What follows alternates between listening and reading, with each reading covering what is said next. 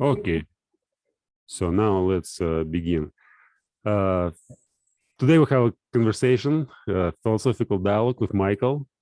And Micheal, my first question to you is like, what was your first memorable experience related to philosophy? So I was always interested in math, which I know is different than philosophy. I would say like in high school, like so much of my mind was just absorbed in math. And I thought that maybe if I was good enough if I was good enough with math, it would like apply to other areas. But then I realized that it's much harder to make that jump, going from being really good at math to being really good at ethics or politics or stuff like that. So when I was in college, I took a course in both. I took one course in just general philosophy and another in philosophy of science. Mhm. And I feel like that's really what got me going and got me really interested in it.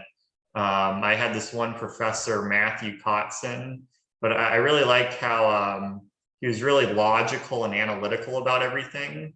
But like even with that kind of approach, it's still very difficult to solve, all the different kinds of problems in philosophy, like the trolley problem, um, just like different, like which ethical system is the best and why, and like just general questions like that have always interested me. Do you think that math is more about syntax, and the philosophy it's like it deals with semantics, and you have to possess some, some knowledge or intuition which you actually can derive from basic syntax? Yeah, math, there's such a structured set of rules. And the thing with math is um, that I feel like is different from philosophy is you can keep building more and more and more on your previous knowledge, and it's still like perfectly logical and coherent. Like it still works 100% no matter how much you keep building on it. Whereas Uh-huh. philosophy, it's kind of like a wall. Philosophy, I feel like, is kind of like a wall where if you keep building it higher and higher and higher, the wall gets kind of shakier and shakier and shakier. So you need to make sure that the foundations are like super solid. Um, Whereas math, I feel like you can build that wall as high as you want and it'll still work. It'll still be correct. Uh-huh. So I feel like that's one difference from math and philosophy. But philosophy is, I guess, more pertains to the questions that probably most people care about, right? Like, what should I do with my life? What is ethical? What should our political system be? So philosophy is like more applied, but or maybe most people see it as more applied, but I do both of them for fun. I do math for fun and I do philosophy for fun. I don't think either of them, I guess the math has helped me somewhat with my job. But I don't think the level of math that I do, I don't think that level is needed for the job that I do for work. Um, Uh-huh. so Uh, math and philosophy, I do them both because I enjoy them. you But yeah. say in math you basically build on, like, you take one principle and you build upon it, and it's always correct. But in philosophy you start and then it gets weak, and It you gets can shakier. shaky, and you can be sure that it's true. But do we really need like an objective truth as we have in math? Do we need such objective truth in philosophy? Or it may be a kind of subjective philosophy. You build for yourself, it works for you, and that's okay. You don't need to make it work for everybody else. Yeah, no, that's a good question. I think there's this ideal where people strive to have a philosophy for everyone, just because, like, when it comes to um, political questions, like, we need one political system for a whole country, unless you have some other way of working it out.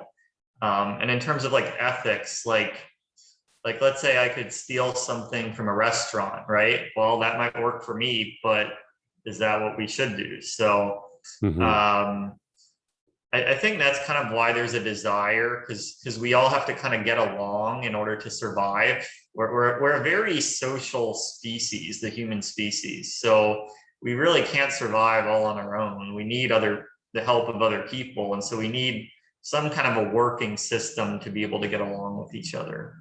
That makes Mm-hmm. sense. Yeah, but philosophy, usually, once again, we see all these different philosophers having different principles, and Yeah. they can't actually agree. In math, for example, everybody like two plus two equals 4, right? We can we those who say that 2 plus 2 equals 22 basically don't take them seriously. But in philosophy, someone can come across and say, you all guys are wrong and I am right, and then there's a system of philosophy, and again, everybody kind of fight at war with everybody else, and still we can find out the best ethics, the best moral principles or principles for social organization. It still works somehow, right? So we have huge Yeah. huge communities, like billions of people living together. Yeah, it still works. Yeah, people still end up cooperating somehow, and I think it's just because we're kind of wired as a species to cooperate. If we couldn't cooperate, we couldn't survive. So we kind of organize ourselves into groups, and each group has their own sort of rules they abide by, and that's kind of how they operate. The problem is once you get on an international scale, you know, then we have all kinds of wars and threats and stuff like that. So that's kind of part of the drive to get like a universal human system of ethics. Because like if you have one country has one set of values and another has a different set, and they conflict too much, then they might go to war and they might just battle each other. So like that, I feel like that's kind of why there's a drive to have this universal set of values. Do you think Yeah. that we are now actually moving towards this kind of ideal society when we have like global whatever government or philosophy, and everybody basically, there's no division between national states, and no wars, everybody knows what like we're doing, and there's some common purpose, like go to the Mars or to explore our limits, or do anything, but like on a kind of global level. Yeah, I think that would be good. I don't know if we're actually going in that direction. I think we're probably more in that direction than we used to, especially with globalization. Like a lot of times when we interact a lot with people from other cultures, we start to become more accepting of them. And so it's, yeah, there's less conflict and less war. And I think that's a good thing. I don't know if we'll ever get rid of it totally though, because I think there is some kind of desire to sort of set yourself apart from the other countries. So you want to show that, a lot of people want to show that they have some kind of special value that makes them better than the rest. And I don't think that's a good thing, but I think maybe it's inherent in human nature. Yeah, but in digital space, in the internet, right? On the internet. Yeah, we may say it's like a kind of different, like what we are now, right? On the internet, right? And we have a multicultural conversation, and we may consider it as a kind of space, like a new field where we may basically first create some kind of communication that will be like, let's say, a civil communication, and then it may spread around the globe and basically make everybody whatever, not believe, but treat each other with respect and with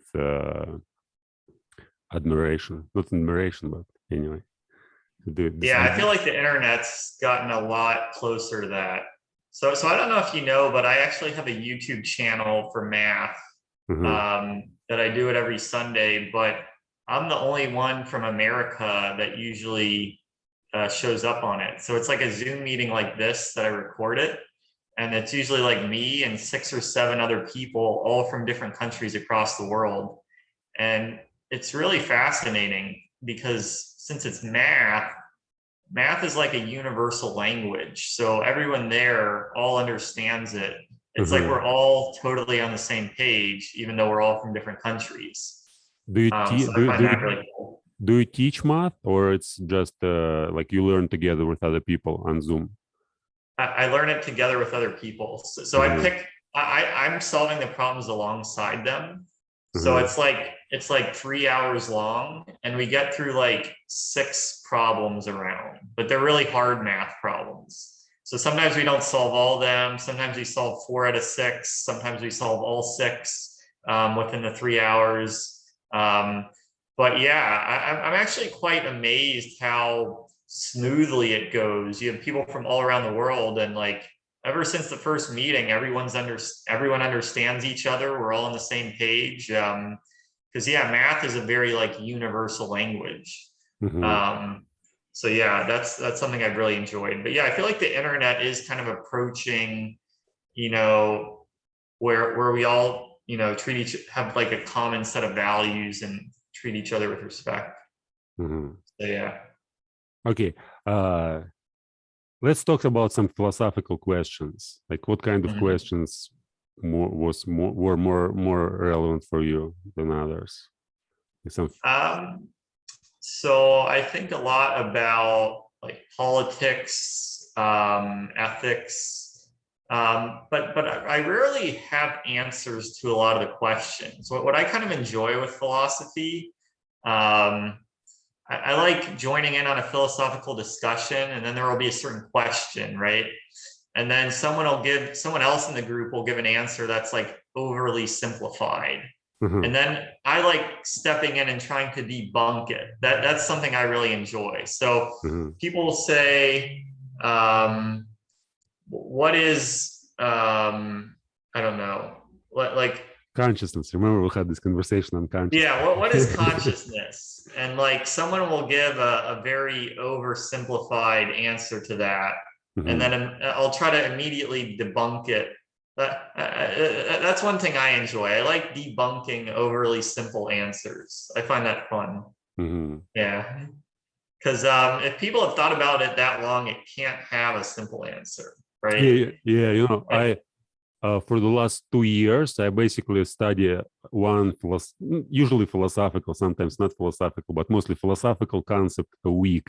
And what I discovered is that, you know, it seems such ideas like, for example, again, not consciousness, but something like courage, for example. It seems I knew what is courage, and there's nothing more that I can, like, if I dedicate like 10-15 hours studying the concept, it seems I can't learn nothing new. But in reality, as soon as I like start thinking about it and looking for the information on the internet, looking for some books and listening some videos, I discover how little I know even about some simple things like courage, not mentioning such things as consciousness. Again, I started studying consciousness at the end of May, and I'm still in this process. This idea, basically, I said at the our discussion that I'm kind of panpsychist, and I believe that there's consciousness everywhere, and rocks may be conscious and everything else. But Rugs may be conscious.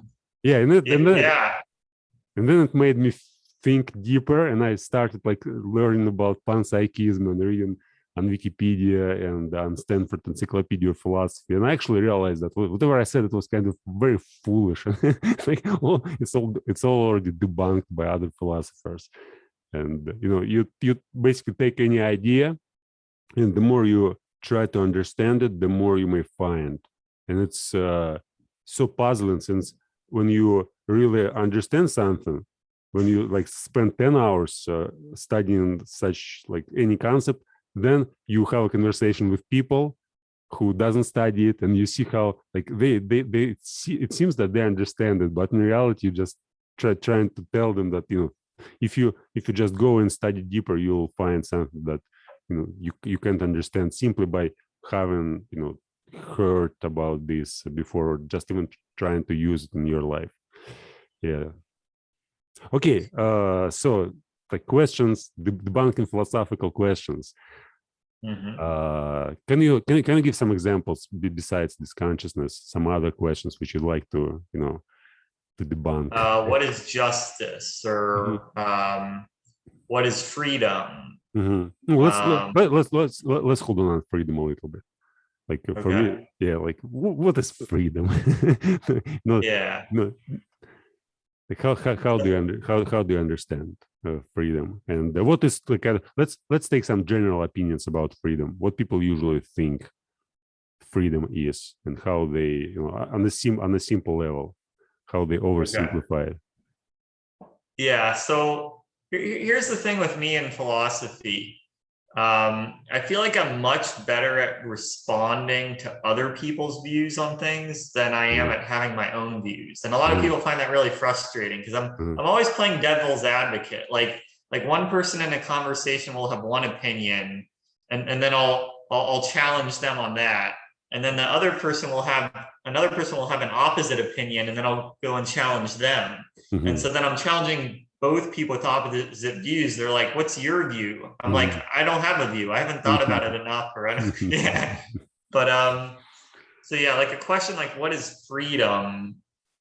Um, so I guess you could start out by saying, I guess that like a very very basic definition would be um, it's actually very very difficult to answer that question. So it's like if someone has physical control, uh, I mean, I guess it depends like um, how much, I guess, how much choice you have in how you run your day.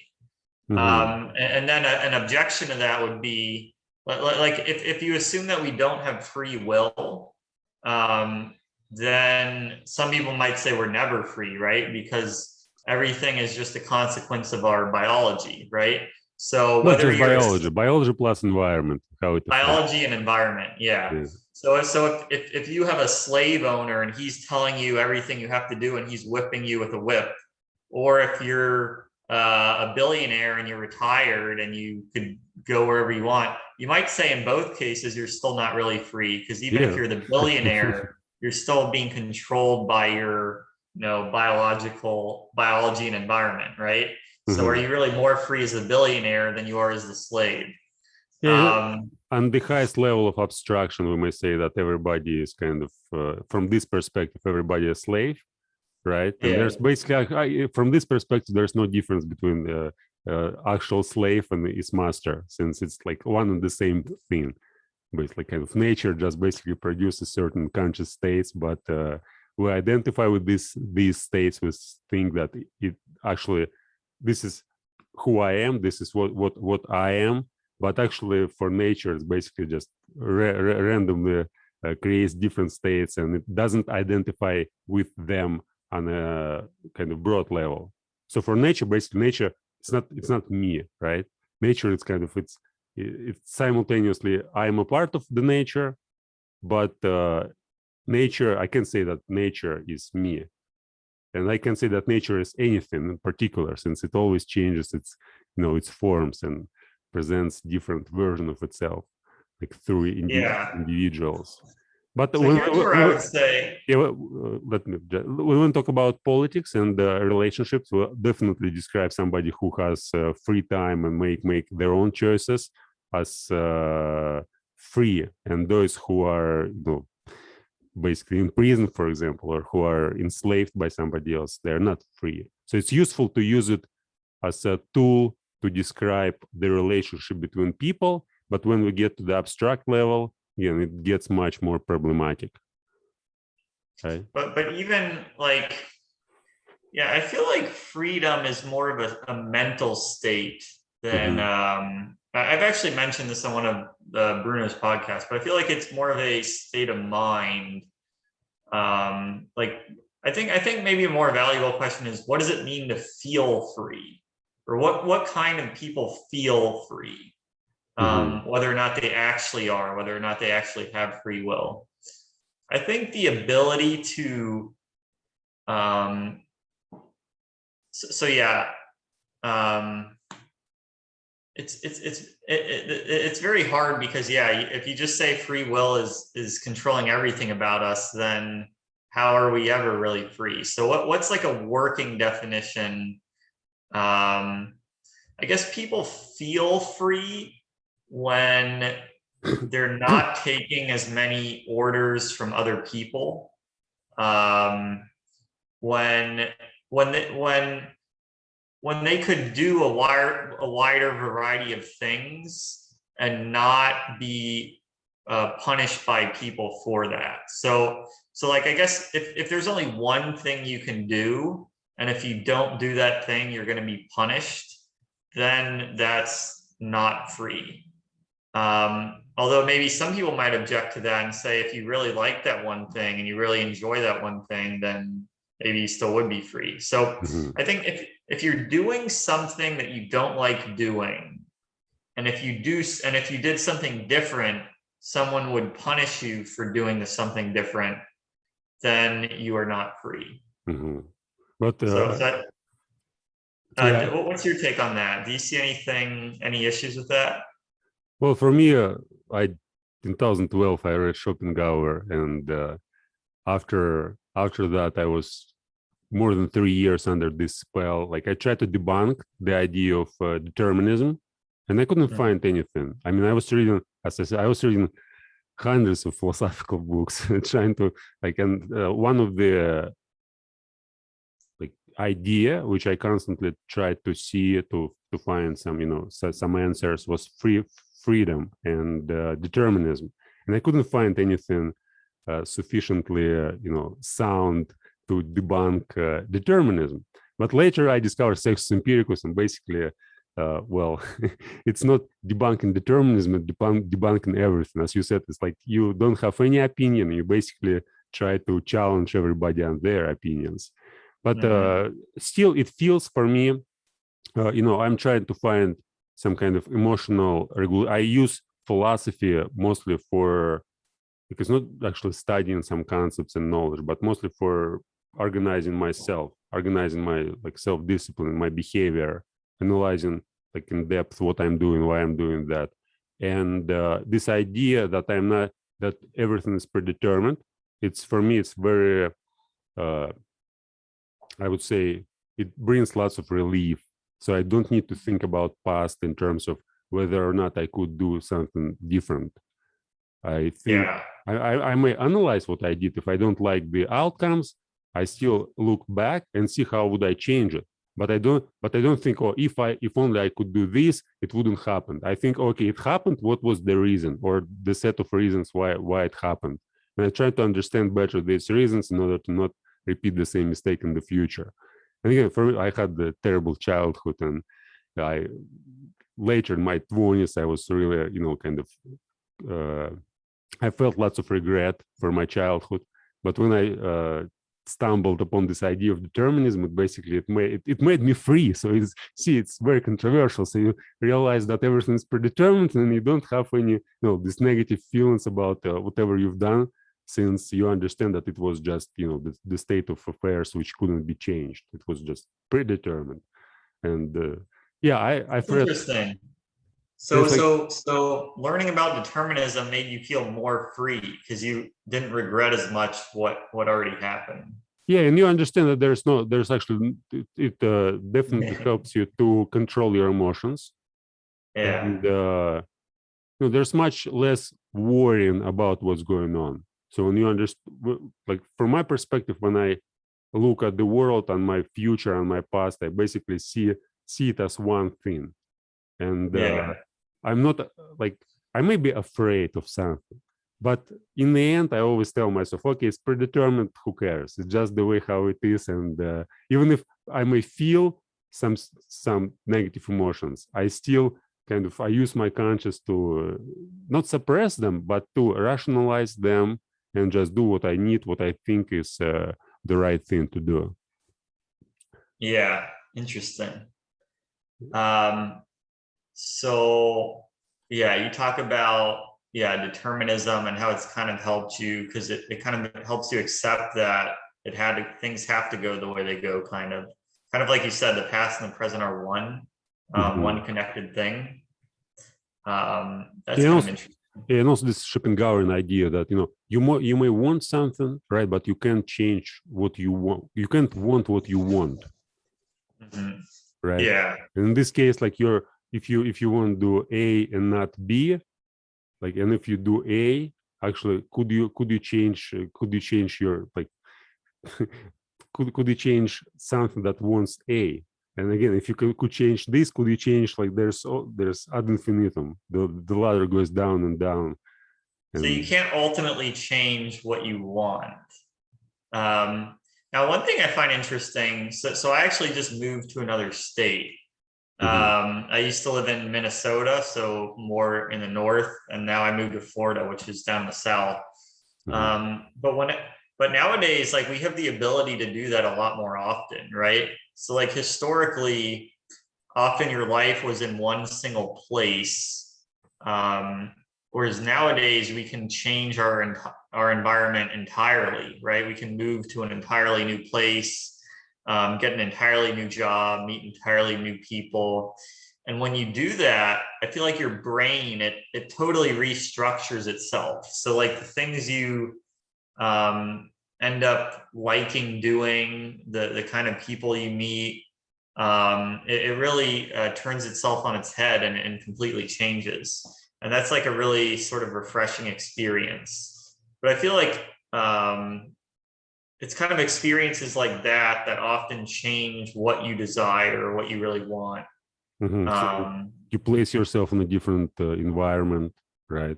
And Yeah, it has yeah. really big effects on you. Yeah. Mhm, I used to be like, I used to be really like kind of against change. So I would just want things to be the same way they were.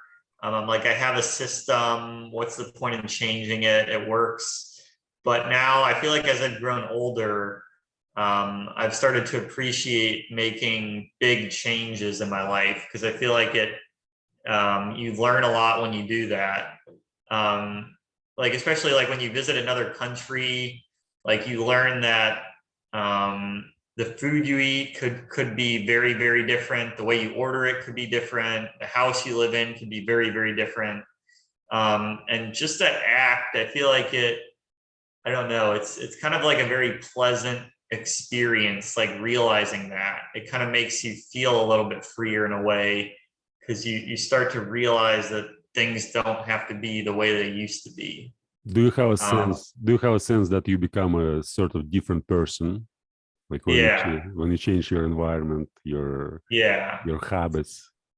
It's also very expensive to do though, so like Mhm. moving to another country or doing a really big life change is usually very expensive. So yeah, historically we used to not always be able to do it, but nowadays it's more possible. So yeah. Mhm. Okay, so let's move on. Now I'd like to ask you, like, what do you think the role of philosophy in our social life is? Like, why do we need philosophy? What's the purpose? Yeah. So I just do it for fun. I like doing it. Uh, So so for you, it's sort of um, entertainment, like for philosophy me, is it's like. entertainment. Yeah. And I feel like if everyone, but like I told you, I like playing devil. I like challenging everyone. So Mhm, I feel like if everyone in philosophy were like me, it would be very boring because not many people would have strong opinions, and everyone would be just challenging everything. So it would be more like academia, kind of like if you're like a philosophy professor, you spend most of your time going really, really deep into one narrow thing and making sure like everything makes sense and there's no like logical inconsistencies. And I feel like that's to me is kind of boring. Maybe that's mhm, why I didn't become a philosophy professor.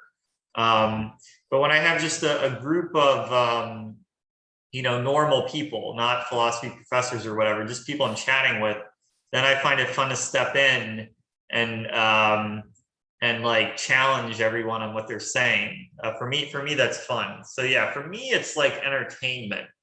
For mhm, society in general, um, I I guess it's yeah, I'm not really sure the role of philosophy for society in general. I feel like there's a lot more people that are religious than that do philosophy, and I feel like religion is kind of a way of taking a very diverse group of people and kind of getting them to have a shared set of values. Um, I like philosophy more just because I feel like I'm a math guy, and philosophy is often tends to be more logical. You know, you start with like the fewest possible assumptions and you build from there. So I feel like math is maybe like the most rigid and logical. Then there's philosophy, which still uses logic. It's not quite as, rigid as math, but it's still, you use logic, like if this, then this, Mm-hmm. and then there's religion, which I feel like is more narrative based. It's kind of more based on stories. It doesn't proceed as, strictly logically. So religion is kind of a way to impart to give people a shared set of values through stories. And so I find religion interesting. I'm not very religious myself, but I like learning about them. But I guess I like philosophy because it's more closer to my sort of analytical way of thinking, I guess. Mm-hmm. So do you think there's a distinction between, for example, religion, philosophy, and science? Like Yeah, is there some contradictions between them? And so stories for religion is more storytelling frame, and yeah, for philosophy it's more like logic and logic mixed with some assumptions, and for math it's rigid, like if then. But math, yeah, math and philosophy, it's kind of, can you say that math is a perfect science, like technical science, and philosophy is just a kind of model, or it's not the case? Like how do you think it works? so I'm sorry, what was your question? Say that one more time. Like science, religion, and philosophy. So religion, it's basically what you say, like storytelling, right? Yeah, And yeah, it's based more on faith. You don't need to prove anything. yeah, In philosophy, there's you have to prove, you have to build on certain assumptions, and you and if you try to use a mathematical approach, still you try to use like logic and stuff. And in math, you actually, like, it's some sort of objective knowledge, right? So we say mhm, in math, there's like it's more analytical, right? yeah. So you And one thing I basically. wanted to mention is just because it's very analytical and objective doesn't mean that it's not super creative. Like, I Mhm, really like the creative aspect of math. mhm, And I think one of the reasons why I like math so much is because I never learned it from a teacher. Everything I learned in math, ever since I was in third grade, I would just open up books and I would just start reading math books and I would just start reading through them. And it was never structured. Like I would just skip around from chapter to chapter, forwards and backwards, whatever kind of direction I wanted. So I feel like I learned it in a much more like creative way. mhm, I felt a lot freer than a lot of other kids do when they're taking a math class. And the kind of math I do on my YouTube channel is like really creative. So it's, all about thinking outside the box, but it's creative, but it's still, you still have to go step by step by step, and your argument still has to make sense, right? mhm, Um, so yeah, I feel like the more structured it is, the harder it is to make progress. So like there's a lot of problems in math where we haven't been able to get pretty much anywhere on them for like 1,000 years. Like they were unsolved then, they're still unsolved now, and we've made basically no progress. Because since math is so structured, it's often it makes it harder to get anywhere, right? Philosophy is slightly less structured, so you can get a little bit farther. And religion is kind of the least structured, so you could just tell one story, tell another story. mhm. You're less stuck, and you can make progress faster because there's less rigidity, I guess, if that makes Mm-hmm. sense. Yeah, but it's differences. But is there something in common? Like, for example, can we say that philosophy is science? Let's say math and science. Religion is doesn't look like science at all, right? So it's basically it's something else. But what is common between them, and how we define science? Yeah, what is science? Obviously, that's a really difficult question. I kind of see science as where the logical meets the empirical. So it's like science is kind of, because math doesn't even need like a physical world to exist, right? So like mathematical ideas, like if you believe in like Platonic forms or whatever, like the ideas exist even if the physical world didn't exist, right? Oh, we So actually like for don't know. example, We actually don't know. It's very hard. we don't know that. Yeah. So I'm just kind of saying that, yeah, there's debate about that. I Yeah, the question agree. is where we derive these ideas. We can't say that we derive them from pure whatever consciousness, right? We derive them Yeah. from experience. We have certain, numbers, for example. What are they? First principles, of course. Like nobody sees a million of something at once, or or a billion of something, or 10 billions.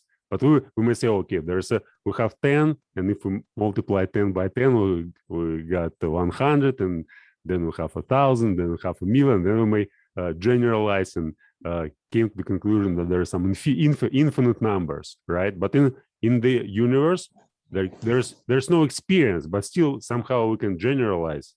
But is this like our ability to generalize? It's still based on experience. Yeah. So maybe math doesn't exist in some hypothetical world. Maybe we do need a physical world to do math.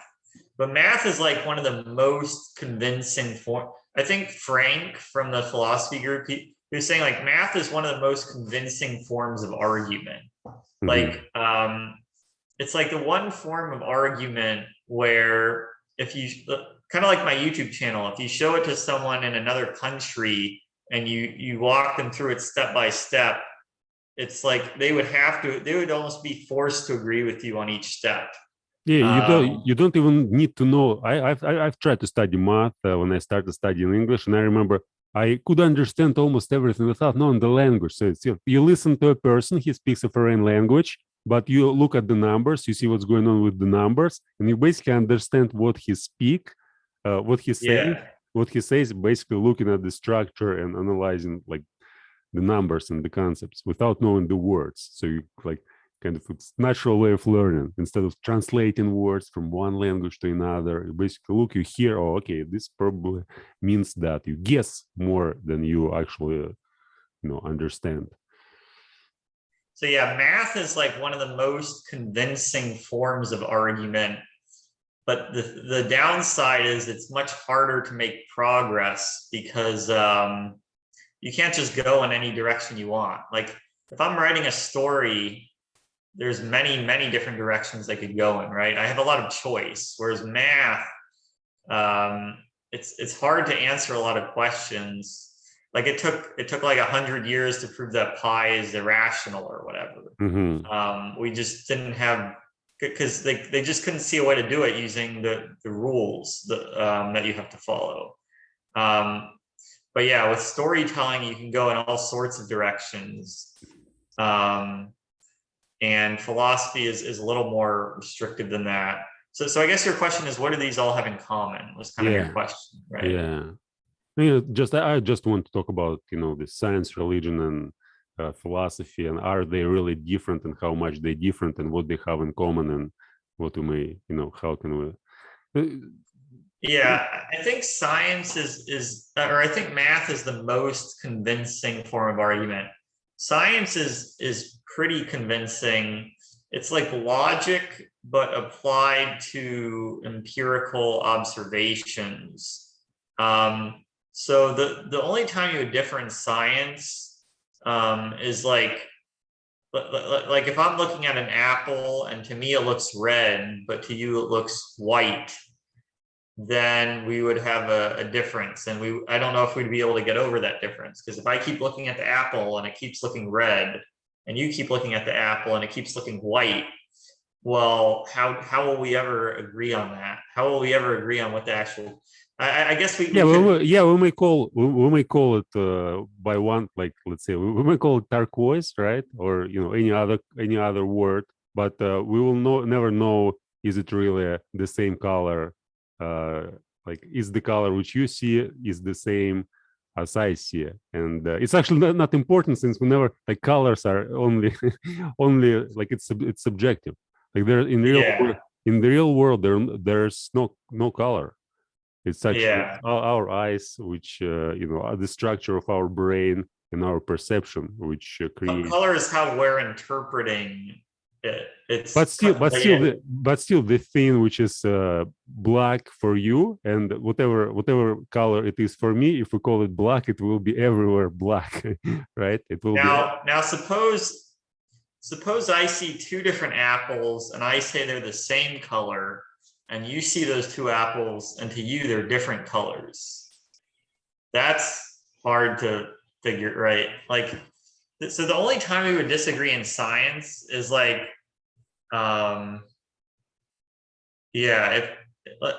like for most human beings, their senses operate the same way, right? Or close to the same way. There's some slight differences, yeah, sure. There's some slight differences. But if I see two apples and to me they're the same color, and you see those two apples and to you they're a different color, I don't know what to. It would be hard to proceed from. Well, we may go and ask somebody else, to get some conventions and ask some other people. Probably that's the way how we may discover. But objectively, I guess it's impossible to solve. I mean, it's just subjective experience, and we may basically create words which we may use to describe what we see. But actually, what we actually see, it's impossible to convey. But there's still a good amount of consistency from person to person. There's a good amount of consensus that we can make. And so if we can make consensus on what we're observing, then science is basically the application of logic to that. So science, I would say, is also pretty convincing for that reason. Now I should say science is different than scientists. So scientists can be wrong about things. Sometimes scientists can have conflicts of interest. So, like, for example, let's say you have a scientist that's hired by a tobacco, or hired by a smoking company, right? That sells cigarettes, and they pay him a bunch of money, and then he comes out with this report saying that cigarettes are really healthy for you. Then you might not trust that scientist, because you might say, well, he's being paid by the cigarette company, right? So scientists can do bad things. So I want to separate their opinion from just science itself, if that makes sense. Yeah, but what is science? Like, science in this case, it's certain, like, a body of knowledge.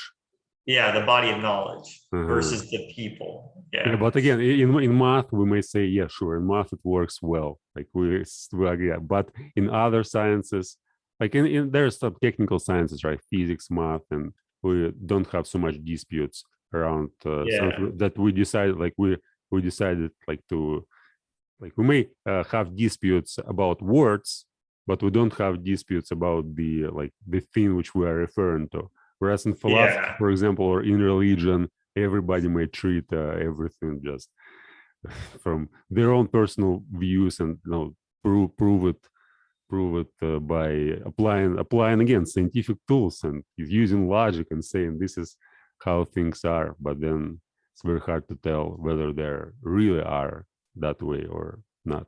Okay, let's move on. And the question actually relates also to the role of philosophy in life. So how often do you think about philosophy? All the time. I would say every half hour, or I guess it depends on what you define as philosophy, but what I would define as philosophy, I would say I think about it, every half hour, if not even more frequent. Like I philosophize about like how should our government operate? How should I live my life? Sort of trying to understand why people behave the way they do. So very frequently, I would Mhm. say, I So think is it about is it philosophy. is it kind of thinking which you like kind of with which you, let's say, cover in mathematical form? So you basically ask a question and then you try to proceed, like give an answer and see whether or not this answer is suitable, and then you, like, if it's not, you basically find another answer. Like, how this process, like, can you describe how? Yeah. So I'll start thinking about something like why do these group of people act this way? Or Mhm. why do they act this way in this part of the country, but they act a different way in this part of the country? And then I'll try to come up with an answer to that question. But I'm always also sort of anticipating what a possible objection might be to that answer. So I would say I'm kind of my own biggest critic, right? Mhm. Um, Whenever I come up with my own answer, if it sounds too simple, uh, I'll challenge my own answer, and I'll be like, there's got to be something I'm missing here. That's something I do all the time. But whenever people give a simple answer to something, I'm always just ready to challenge it, because it usually never really is that simple. Um, so, sort of any topic. Um, who should be president? What kind of government should we have? Um, should taxes be higher than they are or lower than they are? Should we have minimum wage? Um, why do people fight so much? Why do people get along so much? All these sort of questions, and I'll try to apply it to a specific situation, that comes up in my everyday life. Um, and and the more I think about it, the less obvious it gets. The answer is usually not a simple one, and usually I have to think about it for a while, to get a better understanding. Do you write your thoughts down, or it's just kind of It's in your it's head it's all in my mind. Mhm. I kept a journal for a very short period. Mhm. Um, but yeah, I guess I often feel like very overwhelmed with a lot of stuff in my life. Yeah, but if you find Um, some amazing thought, for example, you start thinking and you discover something, not like first maybe something simple, but then you go deeper and deeper and you discover something brilliant, and you, wow, that's so great, that's so great. And there's kind of, for me, it's kind of natural desire. So I also think all the time, and yeah. during the day I find so many things which I'd like to put down on paper, and now I mostly use kind of video and I just talk about it to, to integrate my knowledge and experience in, in this form, to get access to it later if necessary, or just to share it with other people. But often Yeah, and like Mhm. my YouTube channel that I mentioned to you, that's a perfect place where Yeah. you can actually see it in action. Like I'm like, we'll be working through a problem and I'll be brainstorming a bunch of ideas. I'll be like, does this work? No, I don't think that works. Does this work? No, I don't think that works. Does this work? Ah, it looks like it might work. And then I'll think about it for another 10 minutes and then I'll get somewhere. And then I'll realize I still haven't solved the problem. I still have a few more steps to go. So you can actually see that process in action.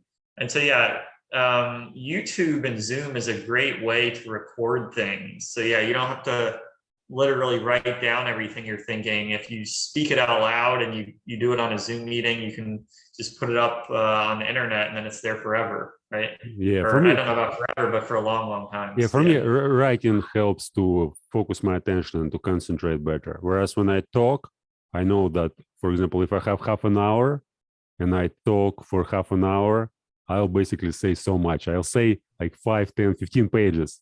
And if I think for half an hour, I'll write just one page or even less, and it will be much more accurate and careful. Whereas when I speak, again, I'm struggling with that.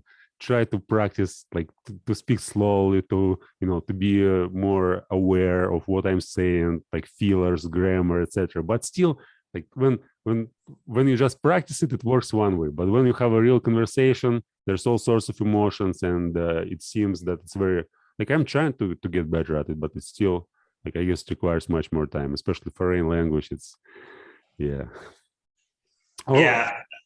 Anyway, you said about your YouTube channel. Like, when did you start working on this channel? How long have been you running So it? it's been a little, I think, it's been over a year. I think it was like maybe May of last year. So it was a little bit after the pandemic started. Uh-huh. Um, and so I worked from home. And so I was just in my apartment all day, and I didn't know what to do. And I always like math. And I said, why don't I start a YouTube channel? And part of it was, yeah, I wanted to connect with other people, and it ended up being very successful. So I was Mhm. very happy about that. But there was more to it than just that. I feel like the very act of making it helped me learn better. Mhm. Um, so like it started out where I just made videos on my own, so it wasn't like Zoom meetings, right? Um, so I would go on the internet. There's like a forum with a lot of people who really like math, and I would find problems. And it's really interesting. You can actually see my intellectual progress Mhm. on the channel. Like the first problems I Yeah, solved were like I'll check more it. basic I'll check it problems. out. uh, Yeah. they use Brilliant, Um, by the way. Brilliant. You know, what Brilliant. did you say? Brilliant. It's a site. Brilliant. Oh, Brilliant. I've seen Yeah. brilliant.org. Yeah. Yeah, there's so many Um, mathematical problems. I used it for, to learn language basically, but also I try to solve these math problems, and some of them are just, yeah. it's for me they were unsolvable, but still like the process itself for me it's so rewarding. When I have free time, I may go there, and even if I can't solve the problem, just working on mathematical problems for like half an hour, for sometimes even longer, just gives me, as if I'm doing something meaningful, as if I'm just training my mind to strengthen my ability to understand better, like just Yeah. There are stuff like some that. math problems that I've spent like 2 weeks working on. Mm-hmm. So yeah. But it's really interesting. Like a lot of the problems at the beginning of my YouTube channel that I struggled with, some of them would take me like a month to solve, and now I can solve it in like 10 minutes just because I recognize a lot of the patterns. Mm-hmm. Um, but yeah, so I feel like just making that channel really helped me learn better, because I did the same kind of math in high school, but I feel like the act of discussing with other people kind of helped fill in a lot of gaps that I missed. And so it helped me learn faster, and made it more enjoyable. Yeah, and by talking and explaining to people what you're doing, it actually gives you much more better understanding.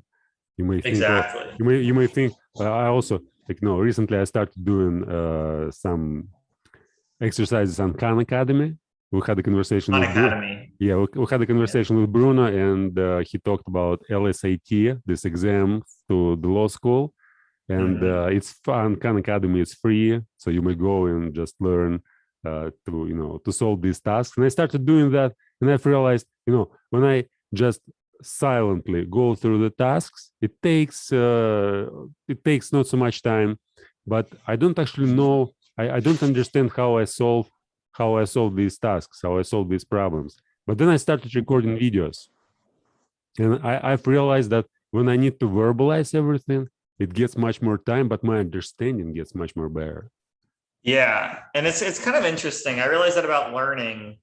I was actually working with Bruno on the LSAT. Hmm. Here's kind of my philosophy. Like a lot of standardized tests are timed, right? So a lot Hmm. of people, they worry about being able to do it fast enough. And what I tell people is, when you're studying in the beginning, spend all the time in the world and just try to get it as correct as possible. So let's say there's the test and they only give you an hour to take it. When you're studying in the beginning, take like 6 hours and try to get it as correct as possible. Hmm. Then maybe a week later, maybe trim it down to 5 hours. then maybe the next week trim it down to 4 hours. But start out trying to just understand it well, and then the speed will come over time. And I applied that. That was kind of my approach to math, and I feel like it worked really, really well. So like a lot of problems that used to take me like 3 hours to solve, now I can see how to solve it in like 15 minutes. But I don't think there's a shortcut. I had to go through that process, I feel like. Yeah, So sure. Yeah, I've recorded a study in stream on analytical reasoning, and what you said, I exactly did the same thing. So at the beginning there was a task and it had to be solved for 8 minutes, and I said, okay, yeah, I'm not going to worry about time. I'm just going to go slowly, and it took me 30 minutes to solve this task, but I solved it correctly. Like I answered all questions. yeah, And when it took me 20 minutes to realize the pattern and to realize what actually was going on, and like to write a diagram first, and then when I wrote the diagram, when I understood like two scenarios, then I went and basically all questions they take just few seconds to answer. You see immediately what's right and what's wrong. Whereas when you try to rush, sometimes you of course you may win time, but you lose like half of the question and even more. yeah. You don't learn well in a rush. I think Albert Einstein had a quote on that. He said like something about how when you're in a hurry, you can't really learn things very well. But yeah. Unfortunately, in many educational programs, they don't allow you to sit and think for a week on one task. And in schools, I guess it's one of the biggest problems. It always bothered me when I was at school. So there's limited time, and you have to accomplish the task in this time, and you are not allowed to think. You are not allowed to to feel free, right? So you're not free. You're kind of, you have 20-30 minutes anyway. So the role of philosophy in society, we have actually a few more questions, and let's take this one about the rationality of the world. Is the world rational? And the world, or how people view it, or the world itself. Like, do you think that it's possible that we'll explain everything? Maybe not in few years, few decades, but maybe in 10,000 years. And if we continue growing in terms of technology and communication, and building communities larger and more, conscious, and like we'll have a master theory of everything. So we'll have this one theory that can explain everything that happens, basically. Kind of. I don't know. Yeah, I think the world could be fully rational. Like maybe everything can be explained by this one master scientific theory. But yeah, I just don't know. I think we're a long way from getting there, because yeah, physicists, they differ so much on like certain questions. There's so many different like things that physicists can't explain at this point in time. So I think it's a long way before we get there. But I also want to say, I think there's a difference between knowing the underlying principles of the universe and being able to then apply those principles to predict actual outcomes. So like, for example, let's take the human brain, right? You might understand how every single cell in the human brain works, but when you put all those cells together and try to figure out what happens after that, it might be too much calculation, basically, to figure out what the result of that is. So you might know the underlying forces, but you might not be able to calculate what happens when you put them all together, basically. Does that make sense? Yeah, it's actually what you said is kind of definition of wisdom. Like when you know it's a definition of wisdom. Yeah, when you know what the underlying principles, and you know how to put them, like how to apply them to the real world, and yeah, basically it's like. Yeah, it's kind of like let's say I'm playing a game of billiards, right? So like pool, right? and I know how every ball hits. I know the physics of every single one of the balls. You know the trajectory, but you like you don't actually have the power to like to to strike it in a particular way that it will follow this trajectory, right? Yeah. So Yeah. yeah, I feel like it's kind of like that. So we might end up getting this master theory of how the universe works, but we might not be able to apply it to predict things like who's going to win the next election, or Mhm, is it going to rain tomorrow? Because it might mhm. just be too hard for us to be able to apply it. It seems Yeah. that uh, our one of our driving force in philosophy, in particular, is curiosity, and we learn because we want to understand more and more. But let's suppose that when we have this complete understanding, you don't even need to know what it is. But let's assume that everybody, like you are born and you ask about some, about the nature of reality, about the nature of the world, and everybody agrees that there's one theory, it explains everything, and you basically told this from the very young age, like in 5 years, let's say, or 10 years, you know exactly what's going on. And then like what's the reason, like how we can imagine a life after that? It seems like, at least for me, it seems that there's no sense, like no curiosity. You will not be like, you will not ask questions, you will not. Well, I think we would still be curious because I think there's knowing what the theory is, and then there's being able to apply it. And we might know what the master theory is, but we wouldn't be able to apply it basically. So it would just be No, but no, it's like we will be able to, we won't you're be able saying if to. we could apply it, yeah, if we actually could end up applying it, yeah. Yeah, but the point is, like, we know how to apply it, right? So you know everything, and you also know how to apply it. It depends. Like you may apply it or you may not. It like depends on you. But there's perfect knowledge of everything, and this knowledge basically gives you. It's like it's not only the knowledge, but also what we said, like this wisdom. Let's Yeah, say. I think there's certain limits, like um I think it'll be very hard for us to get to a point where we could predict pretty much everything. Like, so basically, you would know like whether or not it's going to rain tomorrow, right? You would know who's going to win the next election. Like you would be able to predict things, basically, right? Well, Like would so you'd be able to predict anything, really, right? Is what you're well, saying. yeah, exactly. Like a supercomputer, like super intelligence, which basically tells you not just what will happen tomorrow or day after tomorrow, but your entire life, just not just your life, but life of all creatures, and in the universe. Like, let's consider the universe as a, yeah. Again, it's very hard to tell what is the universe. Like, is it mechanistic, or is it energy, or what the hell is that?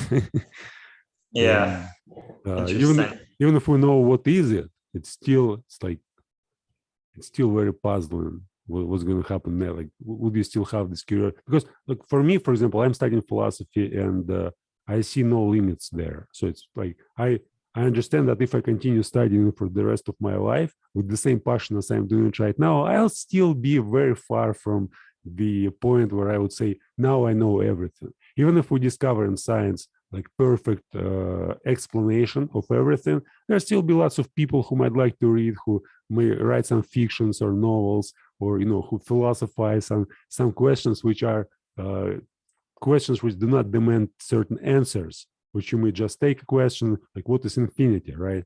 You can say that it's something in particular, but still you may give lots of different questions and try to understand it. But the thing is, like, Basically. at least our brains, the way they are now, can only handle so much information, right? So, like, let's say you have a supercomputer that knows everything. Well, our brain can't hold all that information, right? So we would be on a constant journey of learning still, I feel like, because it's actually really interesting. So for example, take the game checkers. They've actually had supercomputers analyze the game of checkers, and they now know, basically the computers know how to play checkers perfectly, and they know that if both people play it perfectly, it's going to end in a tie. But Mhm. basically the computers know exactly how to play checkers perfect, but humans still play it, right? So because we don't know everything in the computer, our brain can't hold all that, right? And it's still Yeah. fun for us, right? Yeah, I'm afraid that when we have this computer, which will, basically know everything, there will be no need for us anymore. Like we'll basically, extinct as dinosaurs, and computer will continue to live on its own. And But maybe we'll just be having fun, right? Are you afraid the computer is no, gonna I'm like well. invent? I guess afraid. It's just kind of metaphorical way. I'm not really afraid, but it seems that if this happens, I will be very glad to see that Yeah. one.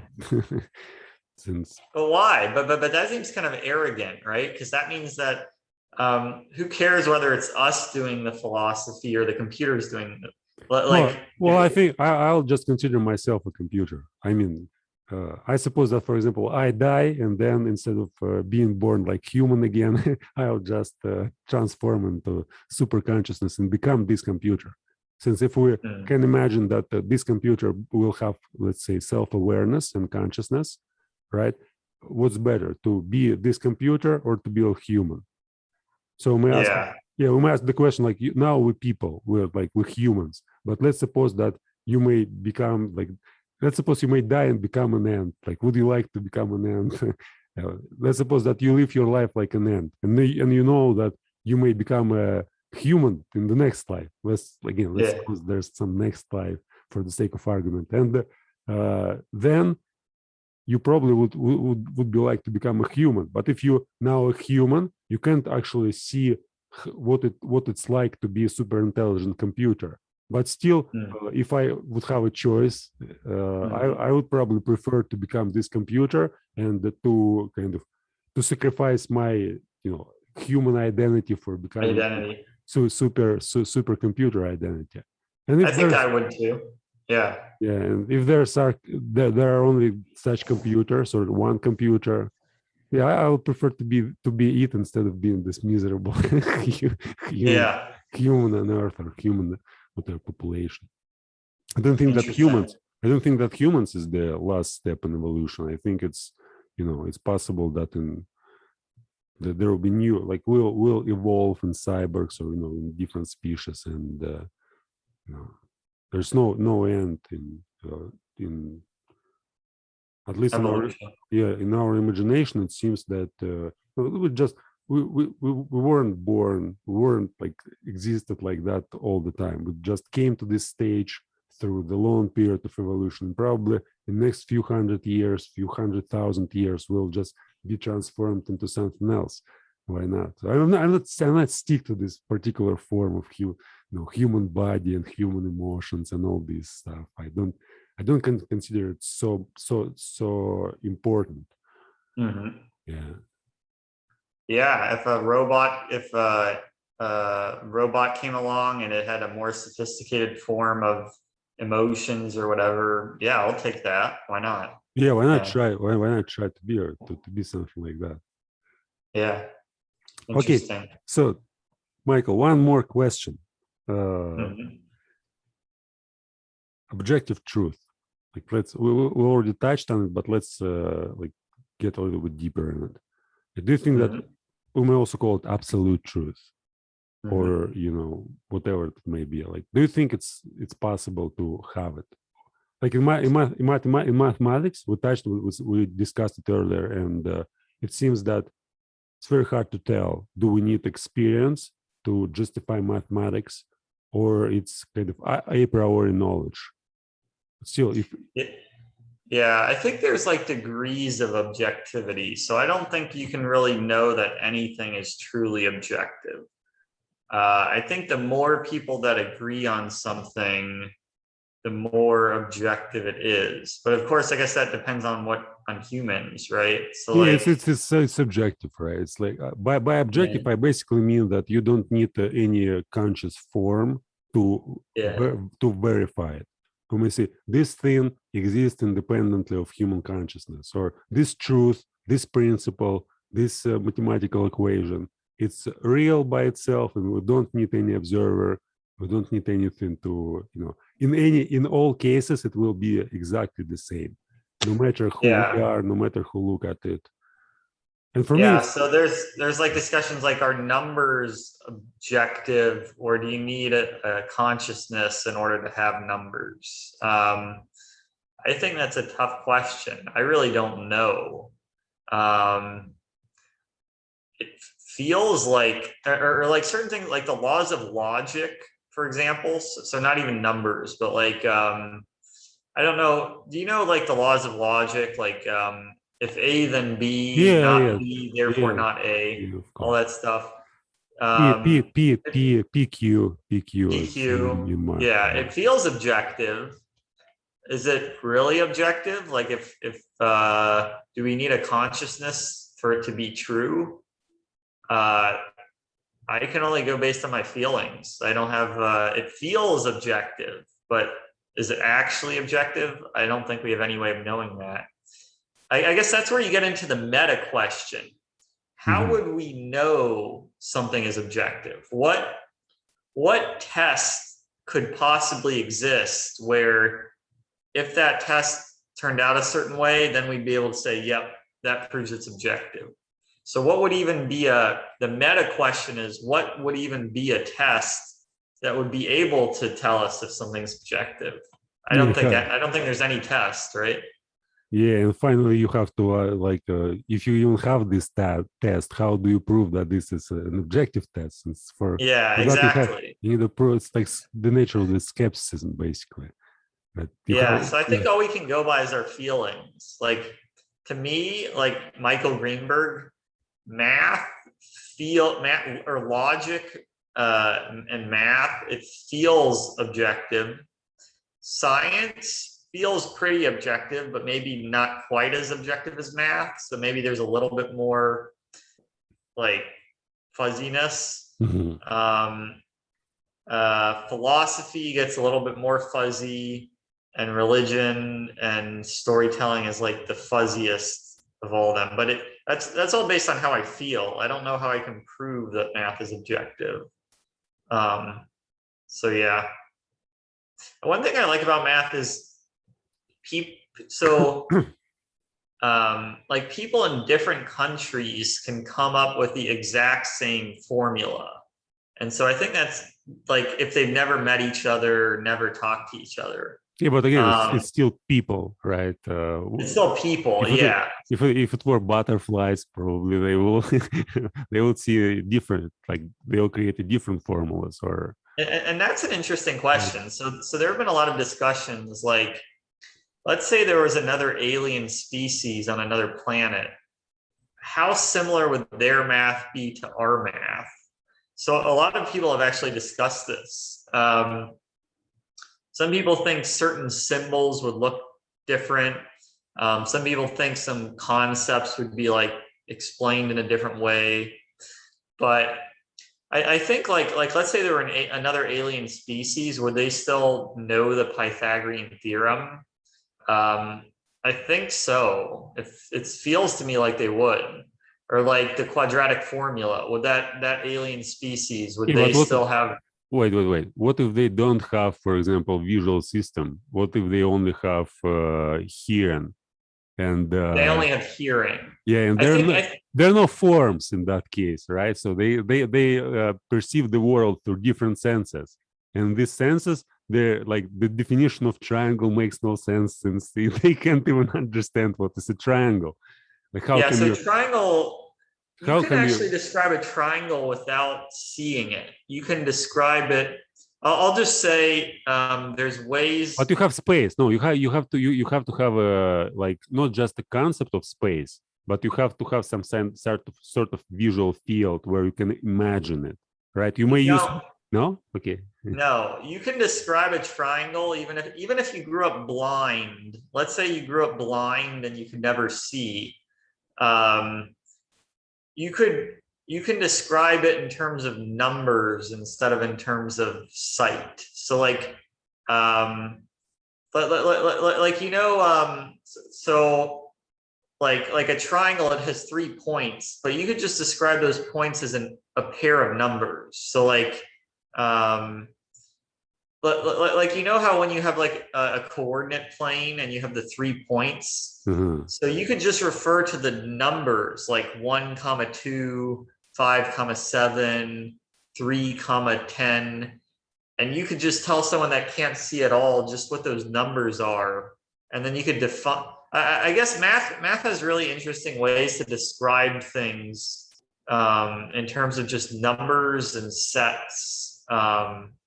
Yeah, so I wonder, those aliens, even if they couldn't see, I wonder if they'd still have like a version of the Pythagorean theorem. But let's put aside geometry for a second. Let's take like the quadratic formula. Like even if they had different kinds of senses than we do, I still wonder if they would have their own version of the quadratic formula that you could essentially say is equivalent to our version. But yeah, we're getting kind of deep abstract here, but yeah. Yeah, but it's, you're a little skeptical, I can see, but yeah.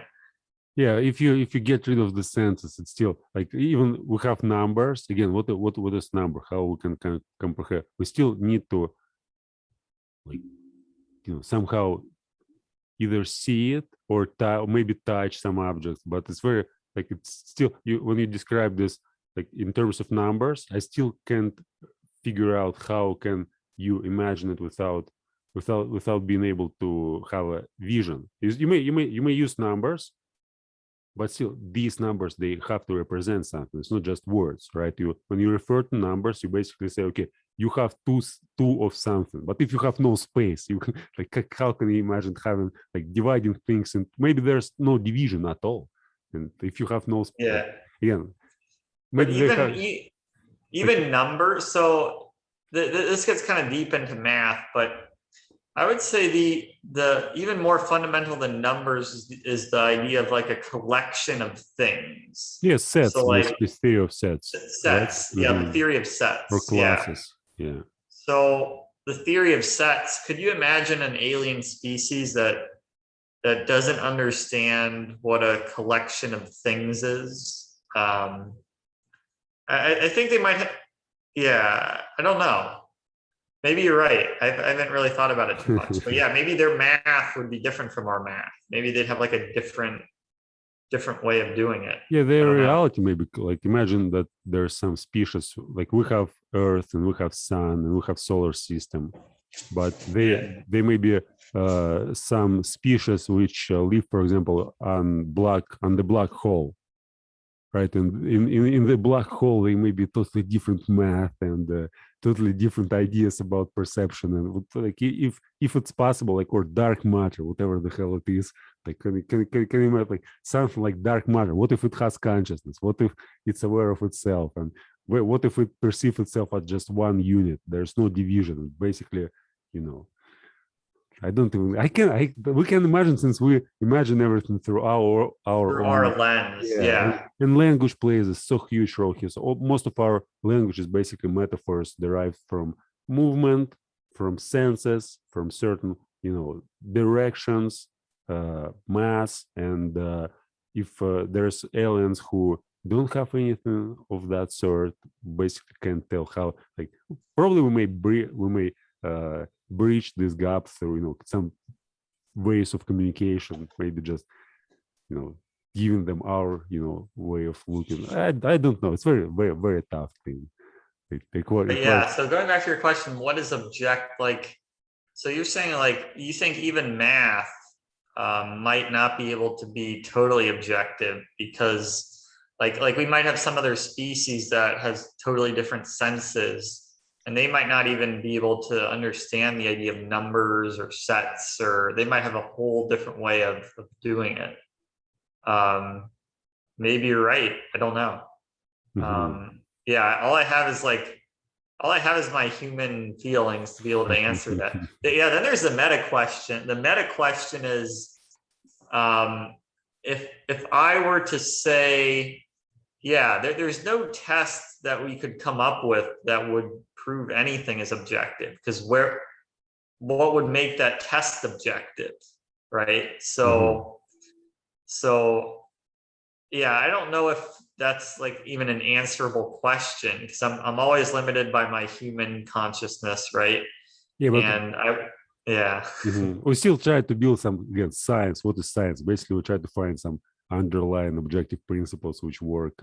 Maybe not for every every part in our universe, but at least for us here on Earth, and which help us to understand each other and build some, societies, build different, cultures, Yeah. build science.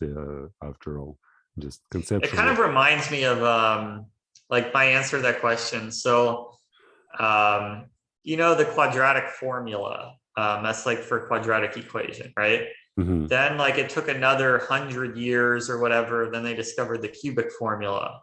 Then eventually they discovered the quartic formula, but they spent like a really long time. I don't know if it was like 1,000 years, and no one could figure out the quintic formula, right? Like the formula for a x to the 5th degree equation.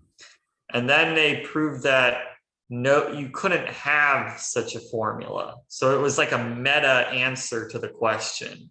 So instead of showing what the formula was, they could prove that you couldn't have a formula that was based on plus, minus, times, divided by, square roots, whatever. They showed that you couldn't even have a formula like that. So it's a meta answer to the question. So negation in this case becomes kind of absolute truth, right? The negation is absolute truth. Yeah. So I wonder if, like, when it comes to objective truth, there's a question like, how would we be able to come up with any sort of test or criterion on what would be, how would we ever be able to validate that something's objective? And if there's no test we could use to validate it, then we simply can't know the answer to that question, right? But it always still may be interesting to ponder on it and think about. To ponder, yeah. It's just interesting to think about. So yeah. All right. So Micheal, thank you so much for a conversation. It was a lot of fun to talk to you. I hope we'll do it in the future, like more conversations. And that's it. I guess we'll finish here. There will be a link to Micheal's channel. If you guys watching, you may, if you're interested in math, you may go on this channel and probably participate in Zoom conversations. Okay, thank you. All right, thanks a lot, Vladimir.